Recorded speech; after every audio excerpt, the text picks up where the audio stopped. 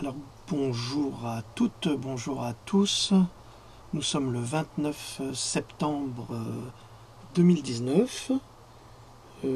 Aujourd'hui Louloute ne participera pas beaucoup comme à son habitude parce que nous avons son frère qui est très souffrant, qui est à la maison. Donc qu'est-ce que c'est que ce fouillis? Pardon, excusez-moi, j'ai mon fouillis habituel. Mais il y a des gens qui sont très très ordonnés dans leur vie. Et puis voilà, j'ai un courant d'air, donc je vais mettre quelque chose pour éviter que ça cogne. J'aurais dû préparer ça avant. Voilà. Donc, moi, j'aime bien travailler dans le fouillis, même si mon travail est Je confirme. Dis-toi. Et même si mon travail est très structuré. Voilà. Interdiction de ranger quoi que ce soit dans son bureau. Ça, c'est interdit. Dis-toi. Bon, d'accord. Alors, on va essayer de cacher un petit peu. Alors, oui, donc, nous avons de la famille aujourd'hui, donc Louloute ne pourra pas participer. Elle va vous saluer et ensuite, on lui dira au revoir. Yes. Alors, bonjour tout le monde et puis un immense merci pour tous vos messages. Ça me va droit au cœur et puis ça me fait chaud au cœur. Un immense merci. Vous êtes vraiment gentils. Voilà.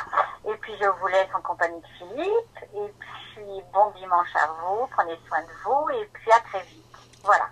Alors elle n'y croyait pas. Elle me disait oui, mais les gens ne disent jamais rien. Et puis je disais mais si, les gens t'adorent. Elle dit non, c'est pas vrai. Alors elle faisait sa petite star vexée. Et là, elle a compris que les gens l'appréciaient et elle est très très heureuse. Elle vous remercie. Oui, j'en ai eu les larmes aussi d'ailleurs. Chut, dis-toi, il ne faut pas dire des choses comme ça. Ah bon, d'accord. Donc oui, alors je voulais rappeler que toutes les personnes qui participent et qui nous aident, et c'est vraiment, je vous remercie infiniment, hein, absolument tout le monde, sur notre cagnotte Cogito, c'est indispensable pour nous, pour qu'on puisse continuer. Vous savez bien que ça coûte très cher, le temps c'est de l'argent, le travail, alors évidemment il y en a qui disent que c'est pas du travail, mais je peux vous assurer que c'est du travail, de travailler 15 heures par jour sans repos, sans prendre de vacances, comme vous l'avez vu. Donc ça nous aide énormément et nous vous remercions. Donc tous ceux qui ont participé de plus de 20 € et qui souhaitent avoir la tasse, vous rentrez avec nous, en contact avec nous sur contact@cogito.com pour nous donner votre adresse et surtout votre adresse de relais, de Mondial Relais. Voilà, parce que sinon on peut pas vous courir après, donc c'est à vous de vous signaler et nous on fera le reste. Alors aujourd'hui... Okay. Alors je te laisse et puis je pense que tu as oublié ton bol. Non, justement, j'ai autre chose là. Tu vas le faire. Ah, ok. D'accord. J'ai mon diapason à 528 MHz qui est la fréquence de l'amour. Alors on va le faire là aujourd'hui avec ça pour inonder ou tenter d'inonder d'amour tous ceux qui nous écoutent et qui nous entendent et qui nous suivent. Ouais. Voilà. Super. Donc très bien. On va dire au revoir à notre louloute nationale et puis... Au revoir tout le monde. Allez, je te laisse à tout à l'heure. Gros bisous à tout le monde. Au revoir. À tout à l'heure. Voilà. Alors on va commencer.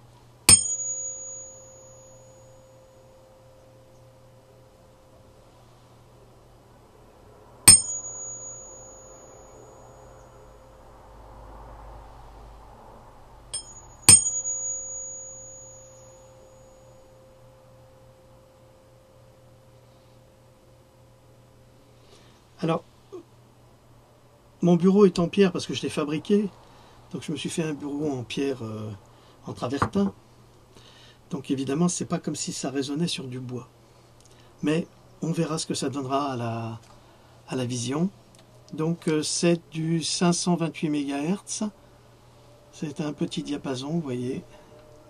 528. Qui pourra vous inonder d'une fréquence positive. Alors aujourd'hui, nous allons continuer le travail sur Suzanne Humphries avec une toute petite introduction à ce qui se passe en ce moment à Rouen sur cette catastrophe, parce que c'est une véritable catastrophe. Étonnamment, ça fonctionne sur un système.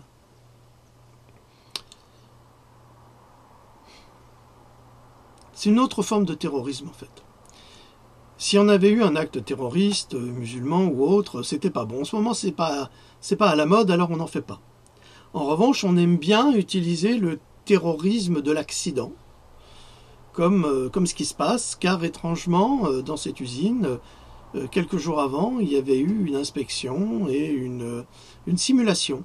Exactement comme pour Charlie, un petit peu aussi dans le même genre que pour Notre-Dame. Et après, un accident survient.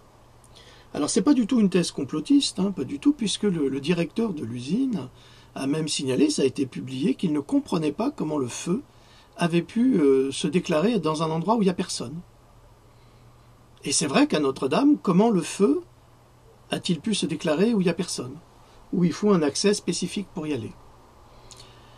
Donc on fonctionne toujours sur la terreur, c'est le climat d'ambiance qu'il faut mener, et c'est certainement notre gouvernement, mais également toute cette infrastructure internationale du crime qui contribue à continuer à terroriser les honnêtes gens comme vous et moi pour les maintenir dans un niveau de contrôle mental et de peur.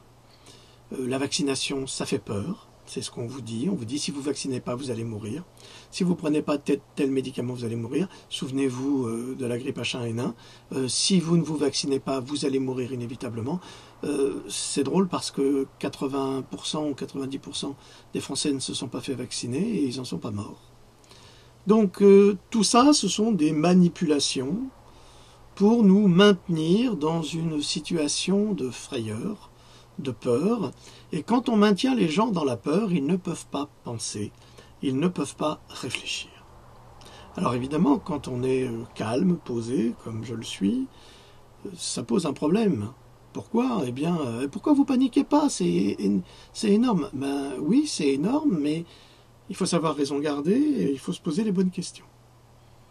Les bonnes questions, c'est dans quel intérêt ? Qu'est-ce qu'il y avait dans cette usine ? Pourquoi ça a flambé ? Pourquoi c'est comme ça ?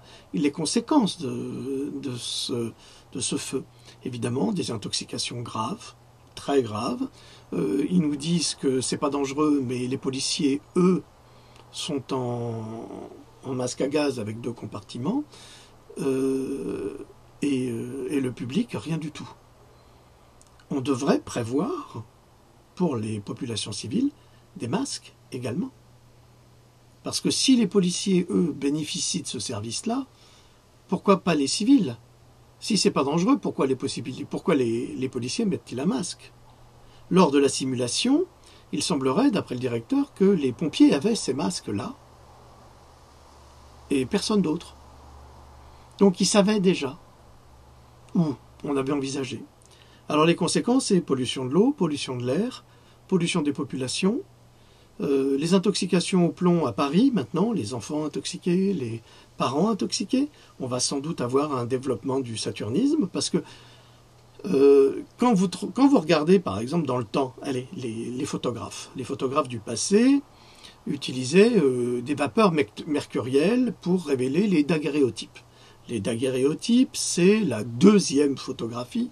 La première photographie a été faite sur une pierre lithographique en 1839 par Nicéphore Niepce, et Daguerre s'étant associé à Nicéphore Niepce, eh bien, lui a un petit peu spolié son idée et a développé une photographie sur une plaque de cuivre qui était polie comme un miroir et sur laquelle on mettait du nitrate d'argent et une solution de gomme arabique également pour que ça soit fixé. Donc,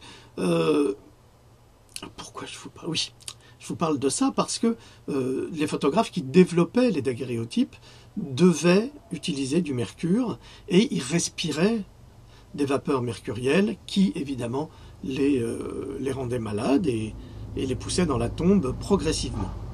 Donc, si rien qu'un petit photographe qui développe des daguerréotypes peut être empoisonné par des vapeurs mercurielles, vous imaginez bien que tout le plomb qui a fondu et qui s'est transformé, bon ça on rentre dans la chimie et dans la physique, qui s'est transformé en nuage, tout ce qui est nuage, soit ça voyage, soit ça retombe inévitablement.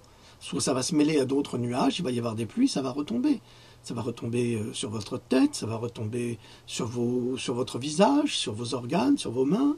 Donc ça va vous polluer. C'est comme ça qu'on pollue et qu'on envoie les nouveaux virus à travers cette pollution aérienne qu'on appelle les chemtrails. Chemical trails, des traînées chimiques. Un nuage en soi, c'est un produit qui transporte une quantité de bactéries, de virus, une vie. C'est pour ça qu'il arrive parfois qu'il pleuve des grenouilles ou des poissons.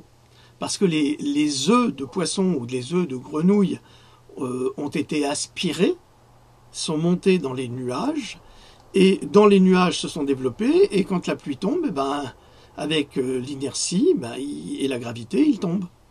C'est pour ça qu'il pleut des grenouilles, qu'il pleut parfois, ça arrive, des crapauds ou des poissons.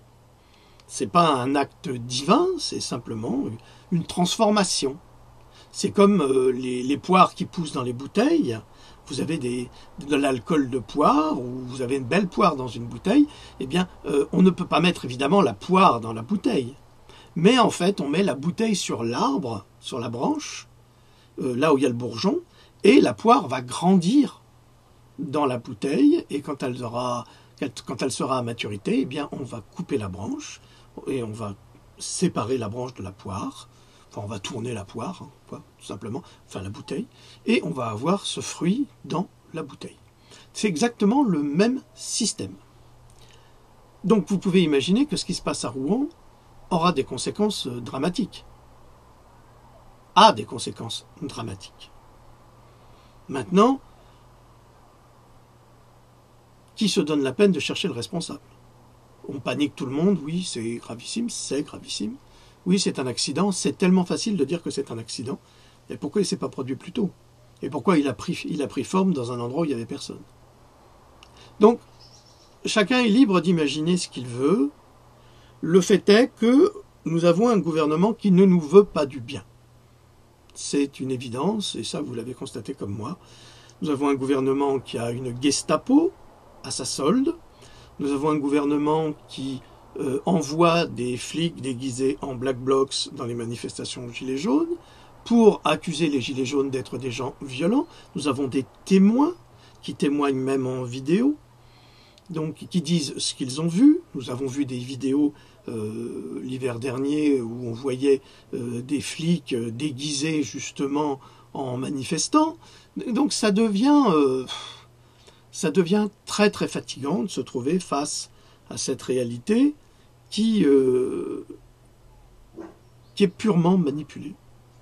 C'est de la manipulation constante au quotidien et on nous fait croire tout et n'importe quoi. Alors, il est certain également que les Gilets jaunes ont commis une erreur fondamentale qui a été de se déstructurer en faisant confiance à des chefs qui, à mon avis, sont peut-être sincères, mais sont corrompus par un orgueil, un ego, et peut-être par un marionnettiste qui est au-dessus pour les manipuler et pour les diviser. Or, les Gilets jaunes, sans personne, ils étaient très bien. Mais il a fallu leur martyr, il a fallu leur chef, il a fallu des leaders. Je vous rappelle que j'avais déjà indiqué que, au début des Gilets jaunes, qu'il ne faut pas avoir de leader, que les leaders doivent être remplacés tous les 15 jours, tout simplement pour éviter qu'ils soient reconnaissables et qu'on puisse accuser quelqu'un. Malheureusement, il y a tellement d'orgueil, d'ego et de vanité dans l'humanité, tout simplement, hein, chez les hommes, chez les femmes également, enfin moins chez les femmes, mais il y en a aussi, que ce mouvement n'existe presque plus, tout simplement parce que il a été galvaudé. Alors j'encourage tous ces citoyens courageux, parce que j'ai beaucoup de respect pour la force vive, vous savez, c'est celle qui fait vivre le mouvement, hein, c'est ce qu'il y a en dessous, c'est ces gens engagés. J'encourage toutes ces personnes à prendre le dessus sur leur soi-disant chef et à agir avec intelligence. Et je vous rappelle que la meilleure façon d'agir, c'est une résistance passive, citoyenne et chez soi, sans embêter personne. Je vous raconte la dernière anecdote avant de commencer. Lorsque j'étais en Amérique il y a 30 ans, il y a plus de 30 ans, à Los Angeles, ils voulaient augmenter le prix du gasoil. Et les Américains, ils ne voulaient pas. Ils ont dit non. Alors qu'est-ce qui s'est passé? Ils ont dit, bon d'accord, vous voulez augmenter le prix du gasoil, eh bien, on ira travailler à pied. C'est ce qu'ils ont fait. Ça a duré 3 jours. Comme les distances sont énormes, hein, vous avez 160 km de long sur 80 de large, imaginez ce que ça veut dire d'aller travailler à pied. Eh bien, ils n'ont pas augmenté le prix de l'essence. Tout simplement parce que ça paralysait l'économie. Vous avez tout compris. C'est tout bête, c'est tout simple, ça fait de mal à personne. Mais si les gens arrêtaient de consommer, si les gens restaient chez eux, s'ils paralysaient eux-mêmes l'économie, mais solidairement, eh bien, on obtiendrait des résultats. Et je vous rappelle que ceux qui sont élus démocratiquement, soi-disant, on l'a vu là avec Cohn-Bendit, hein, ils ont fait un sondage pour trouver des représentants sur 150, évidemment 150 Français qui étaient là. Hein. Ils ont tiré juste le petit ticket Cohn-Bendit, juste là. C'est juste lui qui est sorti. Bon, alors, après, ils vont nous faire croire que le vote, ça sert à quelque chose. Là, on constate que c'est une grande farce. Hein. C'est vraiment une grande farce. Comme on a vu à l'Assemblée, avec le président de l'Assemblée qui valide une loi alors que les députés ont voté contre à la majorité. Et il ne veut rien savoir. Et c'est une loi bioéthique. Donc ça nous montre que de toute façon, quoi qu'on dise, quoi qu'on fasse, ils n'en tiennent pas compte. Mais je vous rappellerai quand même que ceux qui nous gouvernent crèvent de trouille actuellement, et c'est pour ça qu'ils votent ces lois restrictives, pour nous empêcher de nous réveiller. Mais j'ai discuté avec un ami, dernièrement, qui m'a quand même annoncé qu'aux États-Unis, il y a des groupes. Alors, est-ce qu'on peut appeler ça des terroristes? Je ne sais pas. Mais vous avez des groupes de citoyens, sous le sceau du secret, bien sûr, qui font la chasse aux pédophiles. Mais quand on vous dit la chasse aux pédophiles, c'est la chasse à l'homme. Et c'est pas simplement des petits pédophiles inconnus. Ah non, ils vont chercher des magistrats, ils vont chercher des politiques, ils vont chercher tout le monde. Et c'est sous le sceau du secret maintenant. Et puis ils les éliminent. Eh bien, c'est ce qui se passera certainement bientôt en France si cette oligarchie continue à se comporter comme elle se comporte, dans le mépris total des droits, dans le mépris total de la loi et de la justice. Parce que les Français ne pourront pas supporter toutes ces injustices longtemps. Tout comme ce qui se passe avec l'hypertolérance vis-à-vis de la migration, dont on n'a pas le droit de dire grand-chose, mais souvenez-vous que Poutine a déclaré que si un migrant commet un crime, il doit être condamné comme tout le monde. Il n'y a pas de tolérance. Il a raison. Là-dessus, si un homme ou une femme, quelle qu'elle soit, commet un crime, il doit être condamné selon les lois du pays. Il n'y a pas de tolérance là-dessus. Eh bien, il y a cette tolérance en Allemagne, il y a cette tolérance en Suède, il y a cette tolérance en Norvège. Au Danemark, ça a changé, puisque les Danois ont déclaré que tous les musulmans criminels, je dis bien criminels, hein, et je ne dis pas tous les musulmans, attention, hein, ne faites pas dire ce que je n'ai pas dit, parce qu'il ne faut pas exagérer non plus, mais tous les musulmans criminels étaient privés d'allocation familiale et renvoyés chez eux. Enfin, les familles, en tous les cas. Donc ça devient à ce point-là. C'est grave. Nous vivons dans une société où nous devons savoir vivre les uns avec les autres. Quelles que soient nos confessions, quelles que soient nos origines, nous devons être capables de vivre les uns avec les autres. On a pu le faire jusqu'à présent. Ce sont nos politiques qui créent justement aujourd'hui ce fiasco et cette opposition qui ne devrait pas exister. J'espère avoir été clair sur le sujet. Tolérance zéro pour les criminels. Que la chose soit claire. C'est tout. Mais ça, c'est valable pour tout le monde. C'est valable pour les hommes politiques, parce que le gouvernement actuel, c'est Ali Baba et les 40 voleurs. Hein. ils sont tous condamnés. Hein. Il y a plein de LREM, qui soient des sénateurs, qui soient des députés, qui ont des casseroles. Hein. Je ne veux pas les nommer parce que sinon la liste est trop longue. Et puis je ne veux pas faire le délateur. Mais la presse, au moins pour ça, ils en parlent un petit peu. Okay. Alors on va reprendre notre affaire avec Susan Humphries. Alors aujourd'hui nous avons le fondateur de Microsoft, donc Bill Gates, extrêmement impliqué à travers sa fondation et ses satellites comme la Global Alliance, ou l'Alliance Globale pour les Français, alliée à Big Pharma. Alors l'Académie de pédiatrie, le département de sécurité nationale et l'OMS, alors vous imaginez ce que ça veut dire. Hein. La Global Alliance, l'Alliance Globale, donc quand vous pensez au Nouvel Ordre Mondial, eh ben c'est là. Big Pharma, donc c'est tout l'empire pharmaceutique. L'Académie de pédiatrie américaine. Le département de sécurité nationale, alors là ça devient très important. Donc ça c'est des entreprises privées qui bénéficient quelque part du soutien du gouvernement, ce qui est complètement illogique. Il n'y a pas de raison que une entreprise privée obtienne ce soutien-là. Vous n'en bénéficiez pas vous-même, pourtant c'est vous le gouvernement. Donc déjà là il y a une tricherie par principe. Et ils travaillent tous dans une seule direction, c'est l'imposition des vaccins à la population américaine et à la population mondiale. Pourquoi? Vous savez très bien qu'une entreprise qui vend des vaccins gagne des milliards de dollars par an. Si vous décidez tout d'un coup de ne plus vendre de vaccins, eh bien, ça fait un trou dans l'économie mondiale. Ça fait un trou dans toute la finance internationale. Et le monde peut s'écrouler. Parce qu'en fait, le monde ne tient qu'à un fil. Le monde de la finance ne tient qu'à un fil, et là, il est en train de s'écrouler à nouveau. Et qui c'est qui s'écroule? C'est les grands riches. C'est les grandes fortunes qui jouent et qui spéculent, qui achètent des bulles financières, qui se moquent de nous, qui nous ruinent, et tous nos impôts ne servent plus au service public, comme vous le voyez avec le gouvernement Macron. Tous nos impôts servent à rémunérer les riches. Et c'est pas... J'ai rien contre les riches, je m'en fiche, je suis heureux quand quelqu'un est riche, et je suis malheureux quand je vois quelqu'un qui est pauvre. Pourquoi? Parce que c'est pas justifié. Bien sûr, il y aura toujours des écarts, mais un pauvre doit pouvoir manger et avoir un toit sur la tête.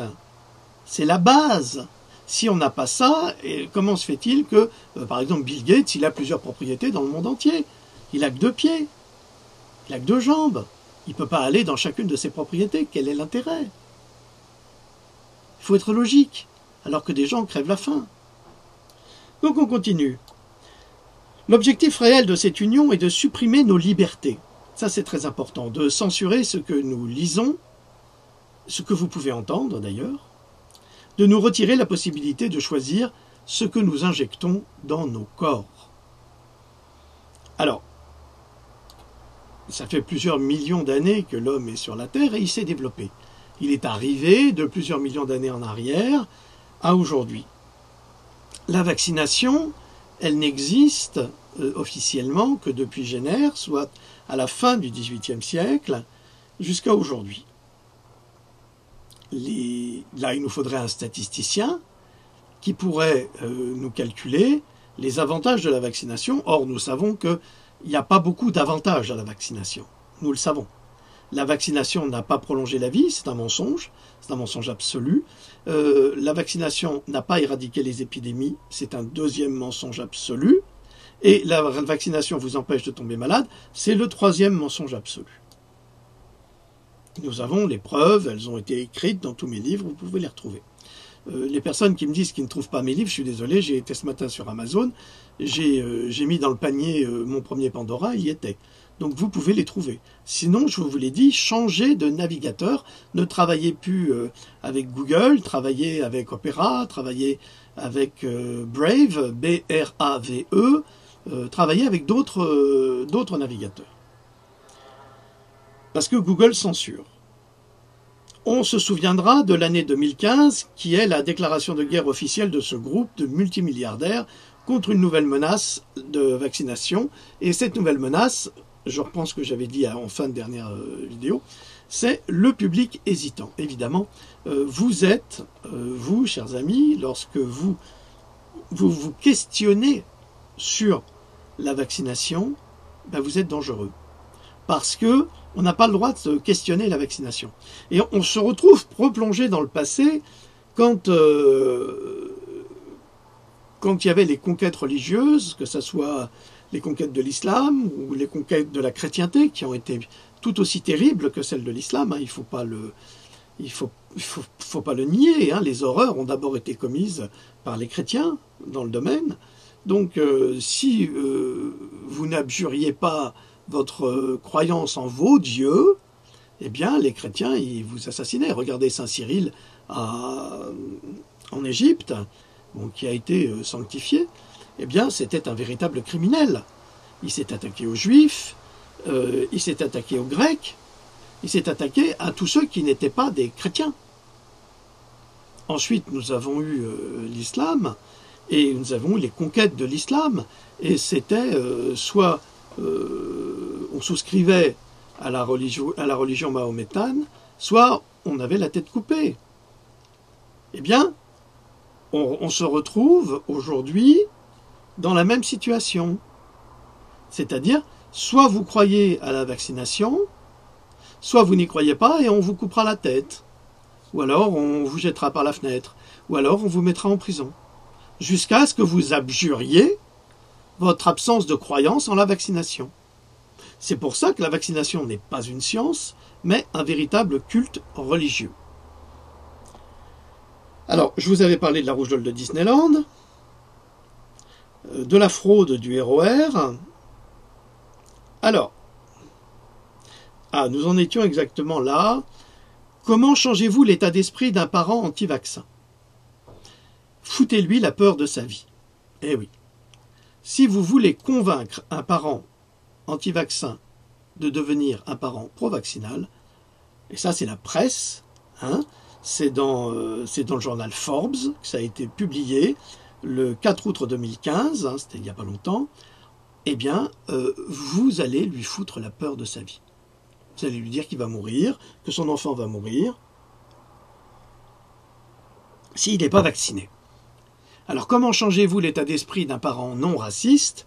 Foutez-lui la peur de sa vie, il deviendra xénophobe. C'est exactement ce que nous vivons avec la migration et les migrants. La presse manipule et joue avec les sentiments des Européens, alors qu'en fait, il y a de la souffrance partout. Alors, le titre de cet article de Forbes en dit long sur les méthodes coercitives que nous vivons aujourd'hui avec une désinformation chronique et un mépris total pour la science, une propagande de fausse science avec des exemples faussement précis, affirmant que les officiels du département de santé verront d'un très bon regard cette nouvelle approche de modification d'état d'esprit par tous les moyens possibles. Alors, actuellement, vous avez Agnès Buzyn qui vous dit votre enfant n'est pas vacciné, il n'a pas le droit d'aller à la crèche. Alors, il n'y a pas de loi actuellement qui interdit cela. C'est simplement la décision de cette femme. Or, cette femme est hors la loi. Pourquoi? Parce qu'elle contredit la loi française sur l'instruction. Ça veut dire que l'instruction est obligatoire. Qu'est-ce que ça veut dire? Ça veut dire que là, nous vivons une véritable manipulation politique, c'est-à-dire que la ministre de la Santé prend sur elle-même le fait d'annoncer, sans soutien de la loi, il n'y a pas de loi pour ça. Donc, elle soutient que si votre enfant n'est pas vacciné, il n'a pas le droit d'aller à l'école. Donc, qu'est-ce que vous attendez, vous, les parents, pour vous mettre en association et pour porter plainte contre Madame Buzyn qui empêche l'instruction de vos enfants? Ce qu'elle fait et ce qui se passe actuellement en France, c'est exactement ce qui s'est passé en Californie en 2015. C'est-à-dire qu'elle recopie, mais mot pour mot, ce qui s'est passé en Californie. Mais pour l'instant, c'est pas voté. Alors évidemment, LREM, qui est une tribu de 40 voleurs, avec Ali Baba à sa tête, enfin non, parce qu'Ali Baba, il était gentil, mais là, c'est pas un gentil, c'est Ali Bobar, on va dire Ali Bobar et les 40 voleurs. Donc Ali Bobar, là, il essaye de manipuler la justice en déclarant que tous les procureurs qui ne sont pas d'accord avec lui, eh ben, il va les virer et il va les remplacer par des procureurs qui sont d'accord avec lui. Or, normalement, depuis déjà la Révolution, séparation de l'État et du tiers-État, donc avec la religion, et normalement, la justice devrait être indépendante. C'est plus le cas. En France, nous vivons dans une dictature où, justement, la justice va, et on dit en anglais to rule, elle va juger en faveur de l'État, même si elle est contre la loi. Donc, dans le cas présent, il faut se mettre en association, et il faut défendre nos droits. Et moi, je ne peux pas le faire pour vous. Moi, je vous informe, vous faites ce que vous voulez après, mais elle n'a pas le droit, Madame Buzyn, d'interdire que vos enfants aillent à l'école. C'est absolument illégal. D'autre part, ces excuses, ces prétextes, sous prétexte qu'un enfant non vacciné va contaminer un enfant vacciné, prouvent que scientifiquement, les vaccins ne fonctionnent pas. Et elle est scientifique. Je vous rappelle qu'elle a travaillé 14 ans dans les boards des laboratoires, à prendre des décisions, mais à un niveau très élevé, qu'elle est médecin, que son mari est à la fois médecin et chercheur, c'est M. Yves Lévy, et qu'il est propriétaire de brevets vaccinaux. Donc, il est dans son intérêt qu'on rende obligatoire les vaccins pour pouvoir gagner de l'argent. Je vous rappelle également qu'il était conseiller auprès du gouvernement et que là, comme c'était un petit peu gros, on lui a donné un autre poste au gouvernement qui n'a absolument rien à voir avec ses compétences. C'est ce qui montre à combien nous sommes dirigés par des personnes malveillantes. Alors, ce nouveau type de comportement est actuellement celui que nous subissons par les propagandistes vaccinaux, là, qui sont agressifs, violents, qui veulent nous tuer, presque, qui n'hésitent pas à affirmer que toutes les informations disponibles sur Internet sont de la propagande anti-vax, et pour cause, ils ont bloqué tous les débats possibles et contradictoires, toute la science vérifiée et vérifiable s'opposant au scientisme vaccinal, qui est une propagande commerciale plus que scientifique. Il n'est pas question d'être pro ou anti-vaccin, il est question d'étudier la science, c'est tout.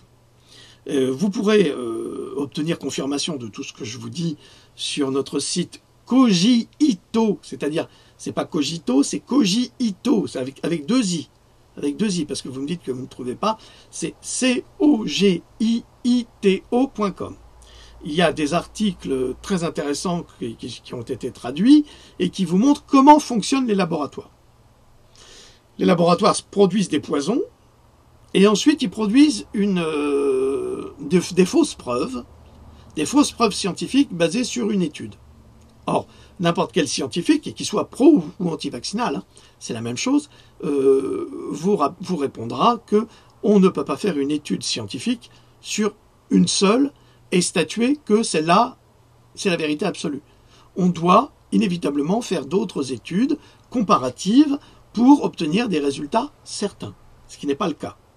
Alors, quand en face, vous avez des scientifiques et des médecins qui, eux, apportent des preuves que ces vaccins peuvent être très dangereux, eh bien on balaye ça du revers de la main en disant « bah non, parce que, vous comprenez, nous on a une étude et elle nous dit ça, alors on va rester là-dessus ». Ça veut dire qu'il y a une telle mauvaise foi qui est organisée, on a une manipulation dialectique qui est mise en place, qui n'est pas une manipulation scientifique, c'est une manipulation dialectique à travers la science. C'est pire. Ça veut dire qu'on va transformer la science en un mensonge qu'on va valider comme une vérité. C'est du délire. Mais comme on retire la conscience aux gens, parce que, attention, les vaccins, c'est vous qui les payez, ça coûte une fortune. C'est pas tout remboursé, Donc c'est vous qui les payez. Non seulement ils vous ruinent, ils vous poussent à acheter un produit qui est potentiellement dangereux et potentiellement toxique. Ensuite, ce produit va vous handicaper, et après, vous vous démerdez pour vous soigner. Ah oui, ils vont pas participer. Ah non, ils sont pas responsables. Et ensuite, il faut savoir qu'il y a une baisse du QI depuis l'évolution du calendrier vaccinal. Plus on vaccine, plus on envoie des métaux lourds dans le cerveau, plus on rend les gens imbéciles. Donc, quelque part, les citoyens prennent la corde pour se faire pendre eux-mêmes. Et ils payent pour ça. Là, vous vous dites, mais c'est débile ton truc. Ben, c'est complètement débile. Alors, Pour ce faire, l'OMS, l'Organisation mondiale de la santé, parce qu'ils ont fabriqué des sociétés, des associations, des groupes qui sont censés gérer notre santé pour notre bien et qui en fait sont aux ordres des laboratoires et ne gèrent pas notre santé mais ils gèrent notre maladie pour notre mal-être. Donc l'OMS et la fondation Bill Gates provoquent les informations provenant des médecins, ils bloquent les informations, l'OMS et la fondation Gates, ils bloquent les informations provenant des médecins, des chercheurs et des parents victimes qui ont non seulement les preuves que les vaccins provoquent dans certains cas des accidents, et qui peuvent également décrire avec exactitude les relations entre la vaccination et les accidents vaccinaux, mais il ne faut surtout pas publier ces informations, et encore moins les rendre publiques. Vous voyez qu'il y a une chape de plomb, il n'y a pas d'information en France, en tous les cas, il n'y a pas de contre-information en France, et dès qu'il y en a une, eh bien on vous dit non, c'est pas possible, c'est pas vrai, c'est des mensonges, c'est du complotisme. Je vous ai déjà expliqué, les gens qui ont le mot complotisme à la bouche sont souvent des crétins et des ânes battés, ou alors des manipulateurs et des complices des laboratoires. C'est systématique, ça. Alors, le docteur Paul Offit, pour ceux qui le connaissent, c'est surtout, bon, pour les Américains, ils le connaissent très bien, le public français ne le connaît pas, c'est l'un des papes de la pro-vaccination aux États-Unis, et pour cause, il est lui-même propriétaire de brevets vaccinaux et de vaccins imposés aux enfants. Alors, Paul Offit, qui travaille main dans la main avec le laboratoire Merck, a vendu avec le laboratoire Merck à l'hôpital des enfants de Pennsylvanie une redevance pour un montant de 182 millions de dollars par an, et il en perçoit tous les ans des millions. Ah, c'est jackpot. Il a même déclaré qu'il avait l'impression d'avoir gagné à la loterie. Ça, je vous l'ai lu, mais c'est bien de le répéter. Son vaccin cause un nombre assez important de décès et de blessures graves chez les enfants. La plupart d'entre nous optons pour la médecine pour soigner les gens, comme dit Suzanne Humphries. Tout médecin qui vous dit que l'argent n'est pas son moteur aux États-Unis, eh bien, vous pouvez être certain qu'il vous ment. Et je pense que c'est le cas du médecin de la télévision, qui gagne beaucoup d'argent avec son émission, qu'il a revendue. Il a gagné près de 5 millions d'euros, mais il va en gagner encore davantage parce qu'il n'a pas abandonné tous ses droits, il en a encore. Alors il est donc un peu hypocrite de s'en prendre à Wakefield en utilisant l'argent pour l'inciter à faire quelque chose qu'il n'a pas fait. Bon, j'ai déjà parlé de Wakefield, du docteur Andrew Wakefield, et n'essayez pas de le faire passer pour un imbécile parce que c'est loin d'être un imbécile. Andrew Wakefield vient d'une famille de médecins. Parents médecins, cousins médecins, oncle, tante médecin. Donc c'est quelqu'un qui a baigné dans la médecine toute sa vie depuis des générations. Donc il ne faut pas croire qu'un homme comme lui soit un parfait imbécile et qu'on le fasse passer pour un complotiste et qu'on lui fasse dire des choses qu'il n'a pas dites. Je vous invite à découvrir la team Wakefield sur Internet, son travail sur l'autisme qui est extrêmement sérieux. Et les médecins comme ceux de la télévision, qui ne travaillent pas, en fait, ils foutent rien, c'est des paresseux, parce que ce ne sont pas des chercheurs. C'est très facile pour eux de critiquer des gens qui cherchent. Vous savez, c'est celui qui fait rien qui est toujours peu critiquable. C'est normal. Celui qui fait, il sera toujours attaqué. Et il est attaqué par qui? Par des feignants et des jaloux. Alors, Offit travaille étroitement avec le laboratoire Merck. Il est également pédiatre et chef de service des maladies infectieuses à l'hôpital des enfants à Denver, aux États-Unis. Et il a déclaré que les journalistes qui discutent ou publient des informations contre les vaccins doivent être mis en prison. Voilà. Là, on a encore une preuve du dogme religieux, c'est l'Inquisition, c'est-à-dire que vous n'avez pas le droit d'oser poser des questions, d'oser discuter si un vaccin est bon ou pas, ou si un vaccin pourrait éventuellement provoquer un autisme, ou si un vaccin pouvait éventuellement, comme le HPV, provoquer un Guillain-Barré, c'est-à-dire paralyser votre enfant jusque-là. Ah oui, ça arrive assez fréquemment. Ou un tétanos, de la même façon. Ou ces vaccins qui sont à valence multiple. C'est-à-dire qu'à l'époque, il y a 50 ans, on faisait un vaccin contre la polio, par exemple. On en faisait un, inutile et dangereux de toute façon. Mais aujourd'hui, la polio est intégrée à 4, 5, 6, 7 virus différents. Comment voulez-vous que le corps d'un enfant puisse se défendre contre 7 virus simultanément? C'est impossible. Impossible. C'est de la logique mathématique, c'est de la logique humaine. Paul Ophitt, qui est un médecin menteur, a déclaré qu'un enfant pouvait subir jusqu'à 10 000 vaccinations en même temps. 10 000. 10 000 virus d'un seul coup. Alors, quand vous avez une vaccination comme le ROR, qui peut parfois provoquer une mort subite du nourrisson, ou comme le Tripédia, par exemple, qui peut lui-même provoquer une mort subite du nourrisson, ça peut le faire. Ça ne le fait pas nécessairement, mais c'est une vaccination. Imaginez 10 000. Est-ce que vous croyez sincèrement qu'avec tous les produits toxiques qu'il y a dans un vaccin, 10 000 vaccinations, ça n'aurait aucune incidence? Ben, ça veut dire que ça ne sert à rien. Vous comprenez, même eux, ils se tirent une balle dans le pied en disant n'importe quoi. Mais comme ils ont le titre de médecin, alors, ils ont tous les droits, parce qu'ils se cachent derrière leur titre, alors qu'ils n'ont pas forcément, pas nécessairement, les compétences ou alors l'honnêteté intellectuelle de dire la vérité sur le sujet, parce qu'ils ont des intérêts extrêmement importants et financiers qui leur tombent directement dans la poche. Alors, nous avons ici la preuve que les industriels contrôlent la presse en pratiquant un chantage aux subventions. S'il venait à un journal la mauvaise idée de discuter de la fausse science vaccinale, que l'on ne s'étonne pas que toute la presse du sud de la France ait été achetée par les banques, qui sont les principaux clients des laboratoires pharmaceutiques, évidemment. Si un laboratoire pharmaceutique gagne des milliards par an, automatiquement son argent va dans la banque. Donc c'est toujours une histoire de gros sous. Ces journalistes agissent pratiquement sur ordre de la rédaction de ne faire sous aucun prétexte de la publicité pour la vérité scientifique qui générerait le développement commercial des vaccins. Je me souviens que quand j'avais sorti mon Pandora, j'avais une mauvaise journaliste qui m'avait contacté. On avait parlé pendant 1 heure. Alors elle était complètement ignorante du sujet parce que c'est ça, les journalistes, ils ne sont pas très éduqués. Ils savent faire une partie de leur métier, mais je suis désolé de vous dire ça, messieurs et mesdames les journalistes, mais vous êtes des êtres incultes, la plupart du temps, vous ne savez rien. Eh bien, elle savait strictement rien, comprenait rien à ce que je disais. Elle me dit, oui, votre article va paraître, puis après, il n'est pas paru.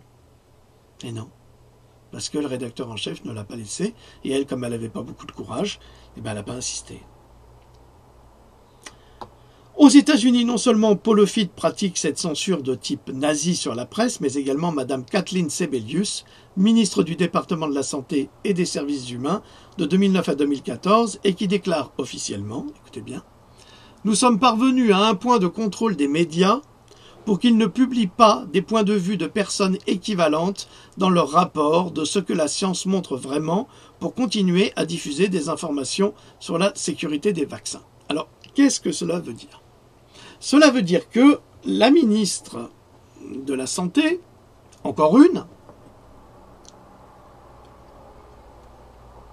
déclare « Nous sommes parvenus à un point de contrôle des médias. » Nous sommes parvenus. C'est qui nous? C'est le gouvernement. Mais qui c'est le gouvernement? Normalement c'est le peuple. Eh bien non. Nous, c'est les laboratoires. Donc le gouvernement appartient au laboratoire. Et c'est ce qu'elle nous avoue. Nous sommes parvenus à un point de contrôle des médias pour qu'ils ne publient pas des points de vue de personnes équivalentes dans leurs rapports. Qu'est-ce que c'est les personnes équivalentes dans leurs rapports?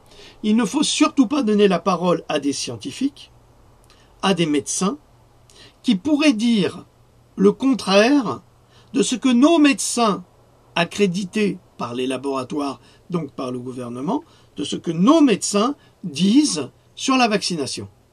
Ça veut dire que nos médecins disent sur la vaccination qu'elle est sans risque et qu'elle est nécessaire et utile, mais il ne faut surtout pas laisser d'autres médecins d'un niveau scientifique équivalent dire le contraire. C'est ça que ça veut dire. C'est énorme. Pourtant, c'est déclaré. En clair, le gouvernement américain est parvenu à faire taire les scientifiques qui parlent de la réalité scientifique, américaine évidemment, et vaccinale, pour continuer à diffuser le mensonge scientiste des laboratoires. Elle a donné cette interview au Reader's Digest, intitulée H1N1, The Report Card, du journaliste Arthur Allen, en mars 2010. Alors vous allez me dire, oui, mars 2010, nous sommes en 2019, mais c'est la même chose. Ça n'a pas changé. Ben regardez les médecins de la télévision, regardez Madame Buzyn, qui vous dit clairement, votre enfant n'est pas vacciné, ben il n'a pas le droit d'aller à l'école. Mais de quel droit? De quel droit? C'est pas la loi. La loi, vous savez, la loi, elle reste. Elle n'est pas, un ministre n'est pas au-dessus de la loi. Normalement, en France, avec cette grande corruption, c'est difficile, mais il faut agir. Une autre publique, d'ailleurs, il y a une association actuellement, l'association Évidence, qui met en demeure justement la ministre de la Santé. Eh bien, si d'autres associations le faisaient, eh bien ça permettrait aux gens d'être au courant et d'être informés des malversations de tous ces gens-là. Une autre publication prouvant le contrôle sur la vérité scientifique, que l'on trouve dans le Federal Register, le DHHS de la FDA en 1984. Alors, j'ai toutes les données, Federal Register, /49, numéro 107, Friday, June 1, 1984, enfin bref, Rules and Regulations. C'est vraiment très sérieux. Hein. N'importe quel doute possible, qu'il soit ou non fondé à propos de la sécurité vaccinale, ne doit être autorisé à exister, afin de permettre de réaliser l'objectif nécessaire en raison de leur nécessité d'assurer que les vaccins puissent continuer à être utilisés dans toute la mesure compatible avec les objectifs de santé publique de la nation. Vous avez compris? Déjà en 1984, on avait déclaré qu'il était interdit par la loi de discuter de la vaccination. Exactement comme il est interdit de discuter de la suprématie de Dieu.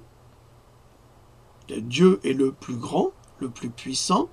Vous n'avez pas le droit de le discuter. Et dans certaines religions, si vous discutez cela, on vous coupera la tête. Ou vous aurez 300 coups de fouet. Et c'était valable dans toutes les religions, cela. Donc, soyons objectifs. Nous ne parlons pas ici de science, mais de culte religieux. N'importe quel doute possible, qu'il soit fondé ou pas, à propos de la sécurité vaccinale, ne doit pas être autorisé à exister. C'est clair, hein? C'est ce qu'on dirait à 007, on lui dirait vous avez effectivement le droit de tuer, mais nous ne voulons pas le savoir. Vous faites comme vous voulez, mais nous ne sommes pas au courant. Donc vous comprenez, ça devient très grave. Nous n'avons pas le droit, nous sommes dans une société où la liberté d'expression, la liberté d'être, la liberté d'appliquer des lois qui ont été mises en place en 1946, après le traité de Nuremberg, eh bien, ces gens-là s'octroient le droit de décider d'aller contre la loi pour nous imposer un mensonge scientifique qui n'est pas une vérité scientifique. Alors, rien ne peut être plus clair que cette déclaration. Depuis, les médecins et les journalistes qui osent se permettre de discuter les bienfaits des vaccins ne cessent d'être menacés, au point pour certains de perdre leur licence. Et paradoxalement, vous avez ces médecins qui se battent pour le bien de notre humanité, qui veulent préserver la vie et la santé. Et puis vous avez des farfelus qui se retrouvent sur Internet à vous faire des ordonnances médicales où il faut se faire vacciner comme si... Enfin, pas vacciner, non, j'exagère. Il faut se soigner comme si, il faut manger ça, il faut faire ci, il faut faire ça. Ils font le travail des médecins et eux, ils sont jamais embêtés. Et c'est là que vous vous rendez compte que ces gens sont des infiltrés du système qui travaillent avec le système, qui travaillent pour le système, pour vous embobiner et vous entraîner vers un autre mensonge. Alors, vous allez me dire, mais peut-être que vous aussi, M. Landrac, vous faites la même chose. Eh bien non. Moi, ce que je fais, c'est que je prends dans la science des questions et des réponses que je retranscris. C'est pas moi qui donne mon avis, c'est la science qui parle. Et ça, c'est une grande différence. Donc faites très attention avec ces faux prophètes qui peuvent vous entraîner dans des croisades autodestructrices. Alors, je reprends. Et je vous le dis en toute amitié et pas avec une volonté de vengeance ou quoi que ce soit, ça n'a pas d'intérêt. C'est votre protection, c'est votre santé dont il est question. Et si vous avez ces farfelus qui osent se prétendre guérisseurs et qui ne le sont pas, parce que chaque être est différent et que en lui-même il est un univers, il est un cosmos, il est une énergie qui diffère de celle de son voisin, eh bien si un traitement fonctionne pour l'un, si un aliment fonctionne pour l'un, il ne fonctionne pas nécessairement pour l'autre. Et ça, il faut le savoir. Et ces gens qui sont derrière leur écran, ils n'en savent rien. Ils ne connaissent rien de la biologie des uns et des autres. C'est pour cela qu'il est très difficile de donner des conseils.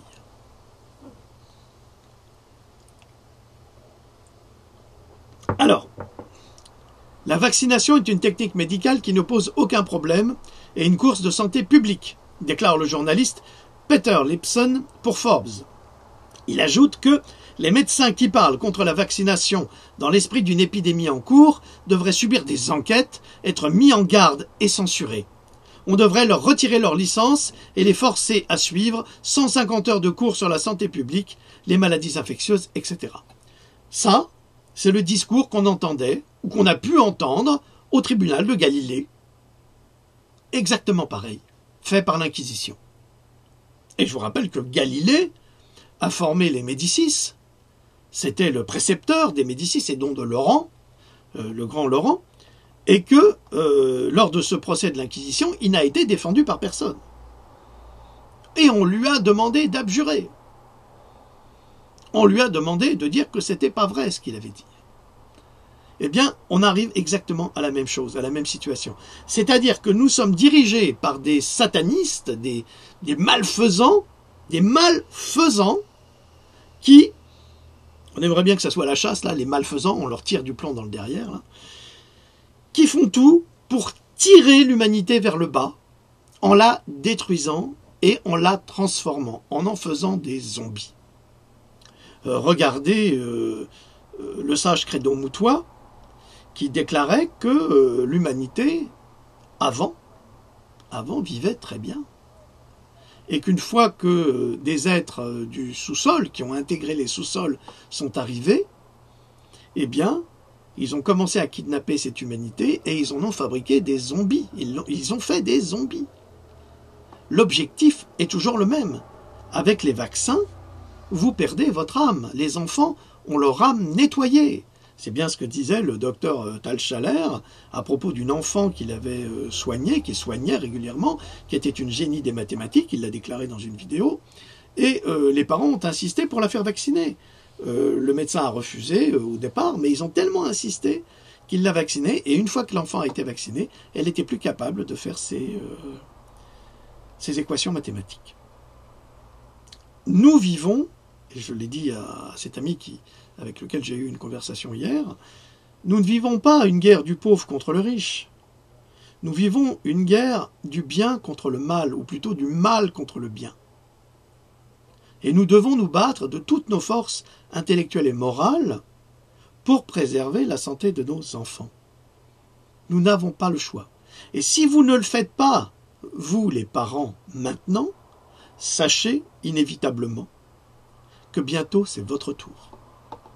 Actuellement, aux États-Unis, ils sont en train d'inventer une nouvelle propagande en disant, eh bien, si vous êtes des années 60, maintenant il faut vous faire vacciner à nouveau contre la rougeole. Il n'y a aucun intérêt parce que si vous avez attrapé la rougeole sauvage, eh bien vous êtes immunisé à vie. Mais comme ils veulent vendre des vaccins, maintenant, ils vont vous dire, eh ben, il serait temps de vous faire revacciner contre la rougeole. Mais le vaccin contre la rougeole ne protège pas contre la rougeole puisqu'il donne la rougeole. La rougeole atypique. Donc il faut arrêter. Et vous verrez que vous ne pourrez plus voyager. Vous ne pourrez plus aller à l'étranger. On vous dira, est-ce que vous êtes vacciné? Non, ben on va vous vacciner, on a un service ici. Ah non, ben alors vous retournez chez vous. Et vous retournerez chez vous. C'est ça qu'ils vont faire. Ils vont contingenter les personnes. Parce que, alors la propagande serait que la rougeole aurait été importée d'Israël aux États-Unis, que c'est des gens qui étaient infectés, qui ont infecté ces pauvres vaccinés qui étaient protégés par le vaccin et qui en fait ne l'étaient pas du tout. Évidemment qu'ils ne l'étaient pas puisqu'on sait que le vaccin contre la rougeole provoque lui-même à 40% la rougeole atypique. Auprès du sujet, qui lui-même va la donner, va la contaminer à tout son entourage. Mais alors si vous êtes tous vaccinés, alors après on pourra difficilement dire mais oui mais d'où ça vient? Ah ben c'est les non-vaccinés. Mais c'est pas logique. Si on vous vaccine, c'est pour vous protéger. Donc une personne qui est vaccinée et protégée ne peut pas être contaminée par une autre personne qui n'est pas vaccinée. C'est pas logique. Il n'y a pas de science là-dedans. C'est donc une religion. Alors, si après une telle déclaration du 4 janvier 2015, le lecteur n'a pas le sentiment de faire un bond de 500 ans en arrière, dans l'histoire évidemment, auprès des plus grands inquisiteurs espagnols, comme Tomás de Torquemada, qui dirigea une organisation de tribunaux ecclésiastiques qui emprisonnèrent, torturèrent et brûlèrent les incroyants présumés sur le bûcher. On estime qu'au moins 2000 personnes sont mortes en Espagne au cours de son mandat. C'est énorme pour l'époque. C'est-à-dire que 2000 personnes ont été torturées, brûlées sur les bûchers, frappées, assassinées, sous prétexte qu'elles ne croyaient pas en Dieu, ou on les a accusées, le voisin voulait la femme de l'autre, eh bien il a dit, bah celui-là c'est un hérétique. Eh ben oui. Alors on a été arrêté l'hérétique. Ils ont fait exactement la même chose aux États-Unis à la suite des Twin Towers, le 11 septembre, où vous aviez des voisins qui vous dénonçaient en disant lui, c'est un complotiste. Et le mec, il allait se faire arrêter par le FBI. Pour complotisme, parce que il avait osé discuter en se disant, ben, c'est pas très logique ce qui s'est passé. Eh bien, rien que ça, eh bien, il était arrêté. Et quand Bigard a fait cette série sur le 11 septembre qui était à pisser de rire tellement c'était vrai, en plus, eh bien, il a reçu des menaces. Attention, il a reçu des menaces.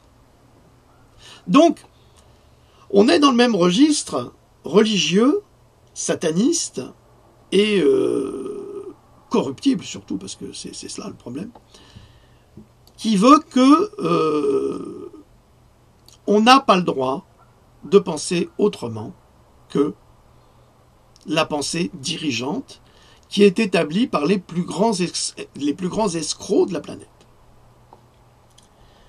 Alors, je vous rappelle comment fonctionnait l'Inquisition, parce que vous savez que j'aime l'histoire. J'ai une formation d'historien de l'art, bien sûr. Je ne me le cache pas, j'ai pas du tout honte, en pratique et en théorie. Donc, moi, j'aime ça, et on trouve souvent dans l'histoire les solutions. Alors, l'Inquisition a organisé un règne de terreur en Espagne au XVe siècle, et puis dans le reste du monde, et après. N'importe qui pouvait être arrêté chez lui et emmené dans un lieu secret pour y être interrogé sur la seule base d'une dénonciation anonyme faite aux autorités. Les accusés étaient plongés dans le noir pour ne pas voir leurs accusateurs ni leurs juges, et un témoignage de criminels, de voleurs, d'excommuniés, qui serait normalement ignoré devant n'importe quel tribunal, était alors recevable dans le cadre de l'Inquisition. Les accusés n'étaient pas autorisés à faire appel à un avocat ou à un conseiller juridique pour les aider dans leur procès, car l'avocat serait également considéré comme complice de l'hérésie par le tribunal de l'Inquisition. C'est pour ça que les médecins qui parlent des vaccinations, eh bien, ils ne sont pas soutenus par les autres. Parce que les autres, ils ne veulent pas passer pour des complotistes. Les présumés coupables étaient obligés de prêter serment avant de comparaître, et le refus de le prononcer constituait un motif automatique de culpabilité et d'emprisonnement. L'autodafé ou un feu public de masse de non-croyants a commencé à se produire avec une fréquence alarmante. Eh bien, c'est exactement ce que le rédacteur de cet article de Forbes propose de faire à toute personne qui se rendrait coupable d'oser douter, Joséphine, des bienfaits des vaccins malgré les faits et les preuves scientifiques du contraire. C'est-à-dire que là, on a toutes les preuves du contraire, les juges peuvent avoir toutes les preuves du contraire, mais ils n'en tiennent pas compte parce qu'on n'a pas le droit de penser autrement. C'est pas marqué dans la loi, ça. C'est tout l'inverse. Le rédacteur Peter Lipson, ça doit sentir mauvais chez lui, est également parfaitement ignorant que l'eau propre non fluorée est en fait l'un des plus grands progrès de santé publique et que la vaccination s'en est attribuée à tort les crédits et que le fluor comme l'aluminium n'ont aucun rôle important à jouer dans le corps humain, si ce n'est de le détruire. Ensuite, il divague dans une longue diatribe et attaque les médecins en leur proposant, à défaut, de les faire enfermer dans un camp ou une prison, c'est les camps de concentration, de leur faire subir un lavage de cerveau de 150 heures non-stop et surtout de les empêcher de faire leur devoir de médecin en mettant en garde leurs patients des dangers éventuels de la vaccination. Mais la crétinerie institutionnelle s'acharne dans les articles de Forbes le 28 janvier 2015 avec un nouvel article à charge contre la science. La rougeole peut tuer et elle se répand. Pour suivre les parents qui ne vaccinent pas, oui, absolument. Voilà, ça c'est le titre d'un article.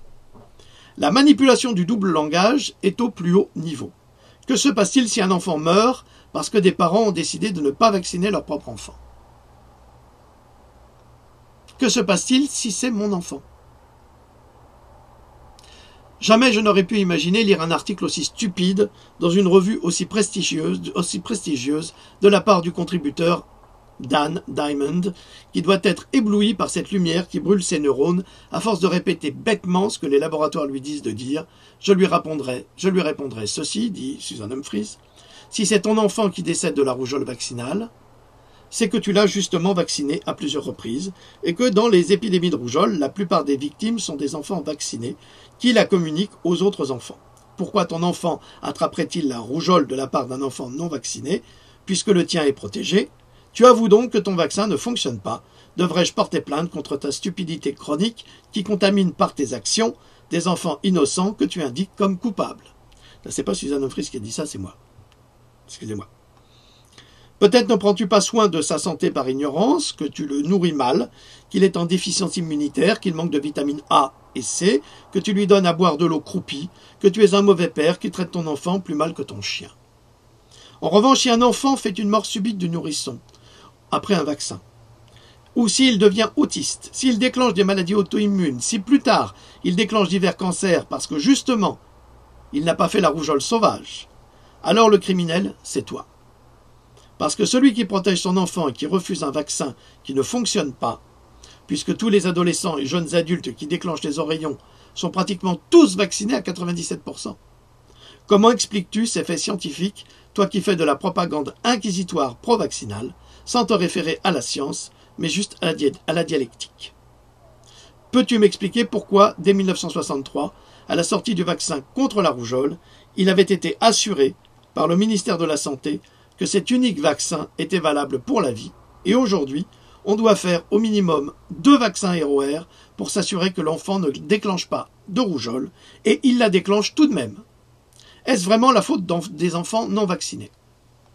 Et pourquoi demande-t-on aux adultes d'être à nouveau vaccinés en leur disant que leur vaccin n'est plus efficace, alors que la rougeole sauvage, une fois attrapée, immunise à vie? Où est la logique scientifique dans cette propagande? En Californie, avant les obligations vaccinales, pratiquement tous les enfants jusqu'à l'âge de 16 ans étaient immunisés contre la rougeole sans vaccin. Ça, c'est le docteur Susan Humphries. Avant les vaccins, les bébés de 1 an ne développaient jamais la rougeole. Vaccinés aujourd'hui, 11% de ces bébés la développent. Les mamans allaitantes qui ont enfanté par les voies naturelles offrent des anticorps puissants pour protéger leurs bébés des infections. 56% des jeunes de 20 ans sont infectés par la rougeole et les oreillons, alors qu'ils sont vaccinés.